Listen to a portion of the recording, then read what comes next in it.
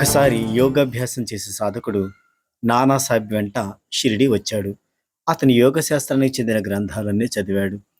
అయితే వాటిని అర్థం చేసుకునేంత అనుభవం కానీ, ఏకాగ్రత కానీ అతనికి లేవు. మనసును కేంద్రీకరించి కొద్ది నిమిషాలైన యోగ స్థితిలో ఉండలేకపోయేవాడు. బాబా అనుగ్రహిస్తే తన సమస్య తీరిపోతుందనేది అతని నమ్మకం. ఆ నమ్మకంతోనే నానాసాహెబ్ వెంట షిరిడి వచ్చాడు. తీరా ద్వారకామాయిలోకి వెళ్ళేసరికి బాబా ఉల్లిపాయను నంజుకుంటూ రొట్టెను తింటూ కనిపించారు. ఇది చూడగానే యోగ సాధకుని మనసు విరిగిపోయింది. రుచి లేని రొట్టెను పచ్చి ఉల్లిపాయతో నంజుకుని తినేవాడు తన కష్టాలను ఏం తీర్చగలడు అని మనసులో అనుకున్నాడు. బాబా అతని మనసులో మెదిలిన ఆలోచనను కనిపెట్టారు. అప్పుడు నానాసాహెబ్ వైపు తిరిగి,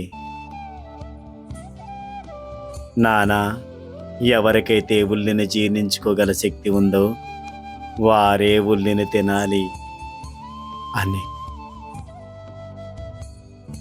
యోగ సాధకుడు ఆశ్చర్యపోయాడు.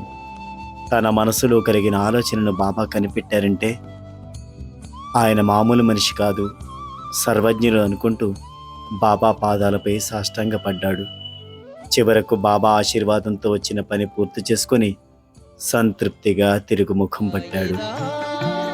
శ్రీ సాయిరా సాయిరా బాబా సాయిరా సాయిరా శ్రీ సాయిరా సాయిరా. ఈ సంఘటన బట్టి బాబా సర్వాంతర్యామి, సర్వజ్ఞుడు అనేది మనకు అర్థమవుతుంది.